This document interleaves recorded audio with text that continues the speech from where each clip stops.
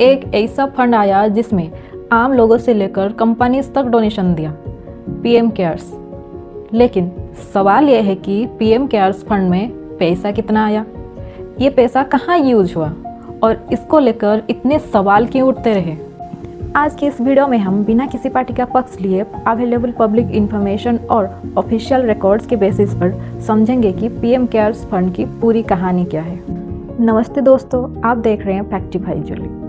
कोविड-19 pandemic के दौरान India में हेल्थ केयर इंफ्रास्ट्रक्चर को लेकर बहुत प्रेशर था। इसी बैकग्राउंड में मार्च 2020 में पीएम केयर फंड इस्टेब्लिश किया गया। इसका पर्पस इमरजेंसी सिचुएशन जैसा कोविड-19 पैंडेमिक से डील करने के लिए फाइनेंशियल असिस्टेंस प्रोवाइड करना बताया गया। लेकिन फंड बनने के बाद से ही ट्रांसपेरेंसी, डोनेशन और एक्सपेंडिचर को लेकर पब्लिक डिबेट होती रही।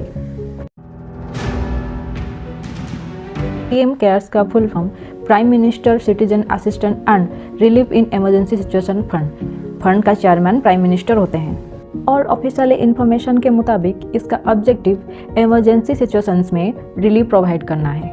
कोविड-19 के टाइम इस फंड के थ्रू मेडिकल इंफ्रास्ट्रक्चर और इमरजेंसी रेस्पॉन्स से जुड़ी एक्टिविटीज के लिए सपोर्ट दिया गया।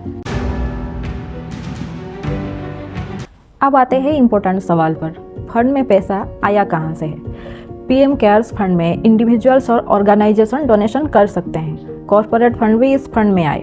इसी वजह से कंपनीज का CSR कंट्रीब्यूशन और पीएम केयर्स फंड को लेकर भी काफ़ी डिस्कशन हुआ।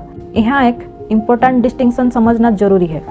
डोनेशन का आना और डोनेशन का मिसयूज होना, ये दोनों अलग क्लेम्स हैं। सिर्फ किसी फंड में बहुत पैसा कलेक्ट होने से ऑटोमेटिकली करप्शन प्रूव नहीं होता। कोविड के दौरान पीएम केयर फंड से medical equipment, ventilator, oxygen related infrastructure और दूसरी इमरजेंसी रिक्वायरमेंट्स के लिए एक्सपेंडिचर की इंफॉर्मेशन सामने आई। लेकिन यहाँ पे एक इंटरेस्टिंग पॉइंट यह है कि पब्लिक को हर फंड के बारे में ट्रांसपेरेंसी चाहिए होता है। कितना पैसा रिसीव हुआ, कितना स्पेंड हुआ, किस प्रोजेक्ट पर स्पेंड हुआ और उसका आउटकम क्या रहा। इस ट्रांसपेरेंसी को लेकर पीएम केयर्स फंड पर पब्लिक डिबेट हुई। अब सवाल ये आता है कि क्या पीएम केयर्स फंड आरटीआई के अंडर आता है। इसी इशू को लेकर कंट्रोवर्सी और लीगल डिबेट हुई है। इस मैटर को लेकर आरटीआई एप्लीकेशन और लीगल प्रोसीडिंग भी हुई है। यही रीजन है कि ट्रांसपेरेंसी को लेकर सवाल बार बार डिस्कशन में आते हैं। एक और फ्रिक्वेंटली आस्क्ड क्वेश्चन है, पीएम केयर्स फंड का ऑडिट कौन करता है। यहाँ भी एक इम्पोर्टेंट समझना जरूरी है। पीएम केयर्स फंड का ऑफिशियल डॉक्यूमेंट्स के अकॉर्डिंग फंड का ऑडिट इंडिपेंडेंट ऑडिटर के थ्रू किया जाता है। इसीलिए सिंपली ये कहना है कि फंड का कोई ऑडिट नहीं है।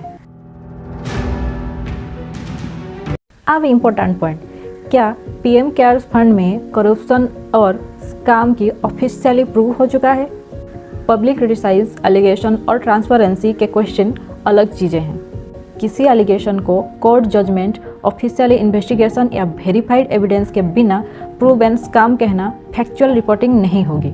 इसीलिए एलिगेशन को एलिगेशन और वेरीफाइड फैक्ट को फैक्ट ही रखेंगे।